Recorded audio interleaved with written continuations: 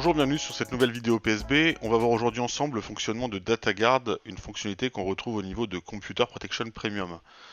Pour ce faire, je vais me rendre dans la partie appareil que j'aurai au préalable pour ma part trié sur Computer Protection Premium. Vous voyez que j'ai aujourd'hui 5 appareils et je vais travailler sur WinW10CP qui a le profil affecté qui s'appelle Romain DataGuard. Donc je vais cliquer dessus pour voir un petit peu ce qu'il contient. Vous avez un onglet Premium qui contient les paramètres DataGuard. DataGuard, de manière synthétique, c'est une fonctionnalité un peu moins intelligente et beaucoup plus binaire que ce qu'on peut avoir à d'autres couches de protection, va en fait se focaliser sur des chemins d'accès locaux que vous aurez au préalable définis ou qui seront découvrables automatiquement par le logiciel.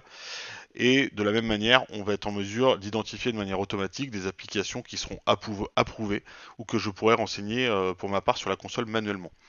Dès qu'on sort de ce contexte-là, si une application qui n'est pas listée tente d'avoir une quelconque action sur un des chemins d'accès que j'aurais renseigné, l'action sera bloquée. Donc dans mon cas de figure, comme vous pouvez le voir à l'écran, je vais désactiver tout ce qui est identification automatique, que ce soit des dossiers ou des applications. Je vais renseigner un dossier inclus qui s'appelle cprotected et on va se rendre directement sur la machine.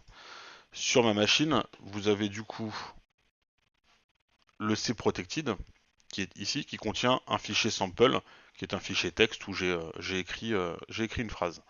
On va en fait avoir le même fichier au niveau d'un dossier unprotected qui lui n'est pas listé dans mes stratégies. Ce qui veut dire que ce fichier-là, je peux très bien écrire n'importe quoi et le sauvegarder. Je n'aurai pas de quelconque blocage à ce niveau-là. Vous voyez que je l'ai sauvegardé et je peux le rouvrir. La data est toujours ici. Si je fais maintenant la même démarche côté protected, le fichier s'ouvre de la même manière avec le notepad, mais par contre, si j'essaye d'écrire, de changer la donnée, si je le sauvegarde, on va me demander de le sauvegarder ailleurs et je vais avoir un pop-up qui va m'indiquer que l'application est bloquée. Pourquoi l'application est bloquée? Si je retourne au niveau de mon portail, vous voyez ici que mes applications ne sont pas automatiquement approuvées. De la même manière, les dossiers ne sont pas définis. Donc si mes dossiers ne sont pas définis, aujourd'hui, uniquement le dossier protected va être protégé. Si j'active cette brique-là, et si j'active également l'identification automatique des applications approuvées, on va avoir un peu plus de latitude pour fonctionner avec cette brique-là. Voilà, désormais, si je souhaite, au niveau de protected,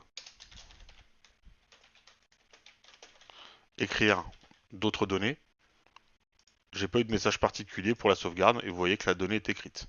Par contre, si je le fais sur un applicatif qui n'est pas connu de F-Secure ou qui n'est pas listé à votre niveau, vous aurez de la même manière un blocage.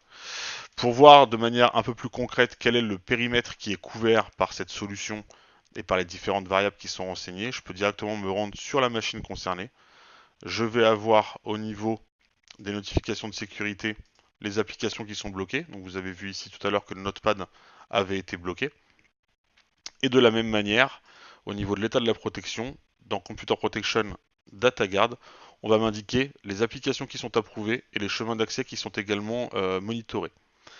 Voilà, je vous laisse jouer avec cette brique-là. C'est une brique qui est assez précieuse dans ces temps de ransomware. Et n'hésitez pas à demander un test. A très vite, au revoir.